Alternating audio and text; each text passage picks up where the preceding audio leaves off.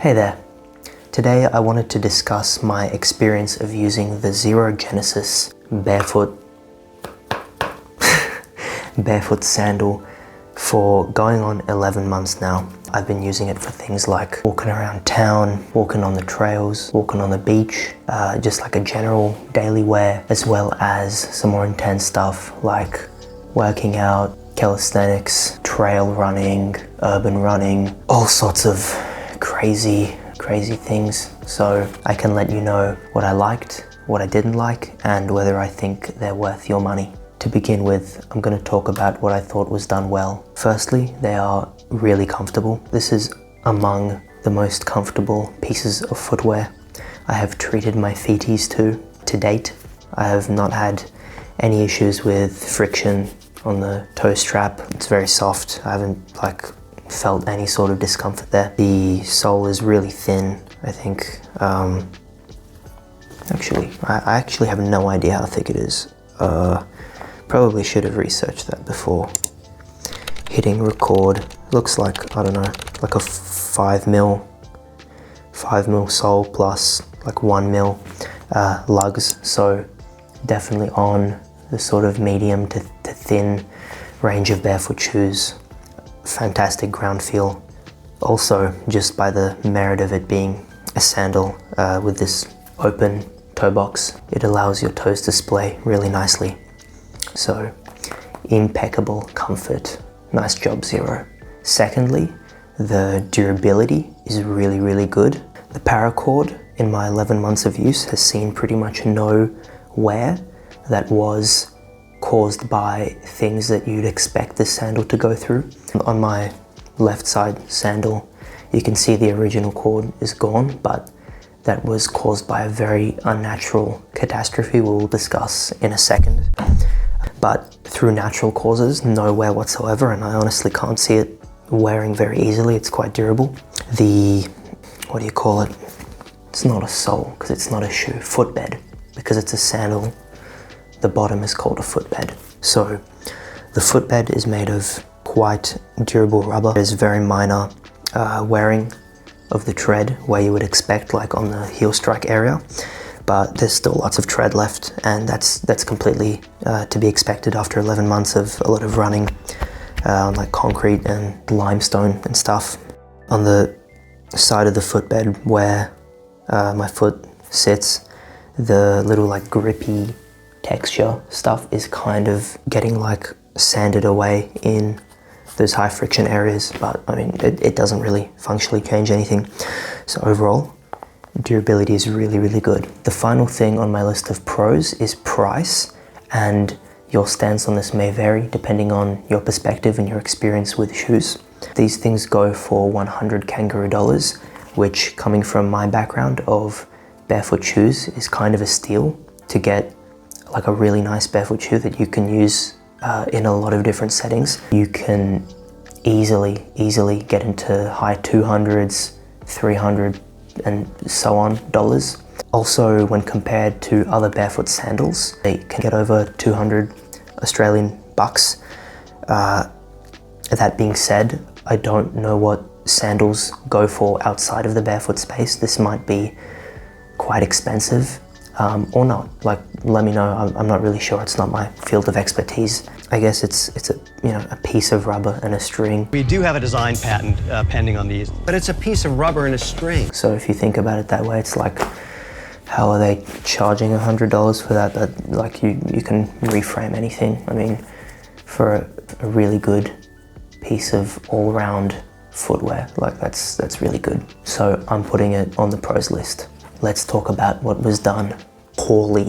All right, so I'm gonna talk about 2 complaints I have that may not be specific to this model, but might just be like general barefoot sandal issues, or not. I'm not really sure. I'm not yet really immersed in the barefoot sandal world, but I digress. So firstly, I noticed that like when running, even when you really thoroughly tighten the straps, there is still a lot of back and forth shifting of your foot on the footbed. And the implication of this is that when you're dealing with any sort of elevation, your foot moves around quite a bit. So if you're on an uphill, the footbed shifts forward a little bit, and if you're on a downhill, the footbed shifts backwards.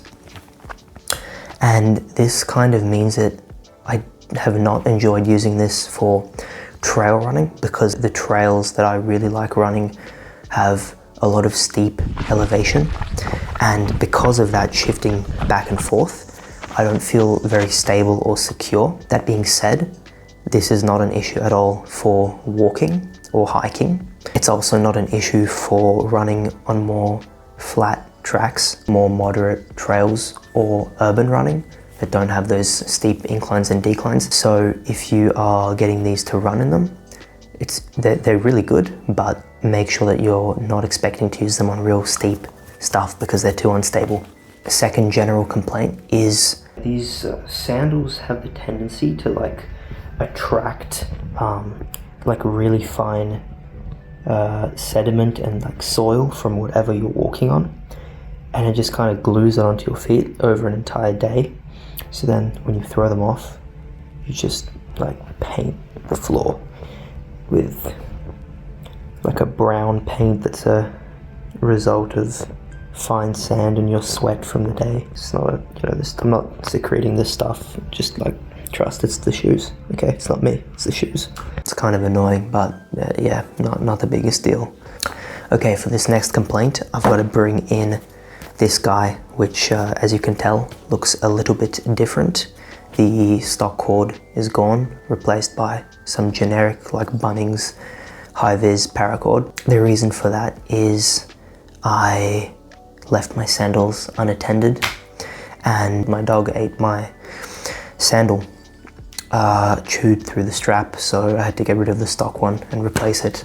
What's pretty cool is the founder of Xero Shoes, Steven Sashen, has like a couple pretty solid YouTube videos on ways to tie paracord to like make a replacement strap, and there's like a whole community, I guess, of people that have like different tying methods, and I haven't tried many of them. I just picked the first one that worked pretty much, and I must say it's nowhere near as good as the stock strap, which has this rubberized portion on the back, which I feel adheres to your heel way better. It's more difficult to adjust different areas of the sandal on this one, and I find that it also becomes loose at random times, which can be quite annoying. And this is where my gripe comes in, is that Xero doesn't sell a replacement stock strap, which is, it's kind of a bummer.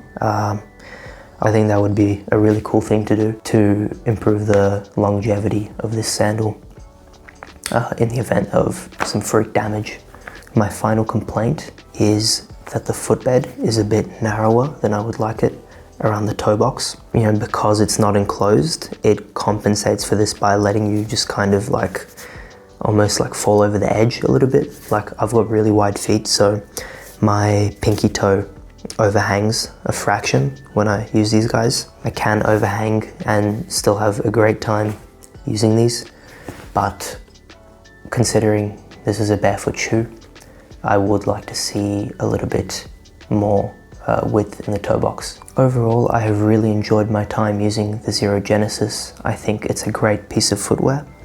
It's really durable, very comfortable, and sold at a price that I personally think is really nice in the way that it undershoots a lot of the offerings in the barefoot footwear space.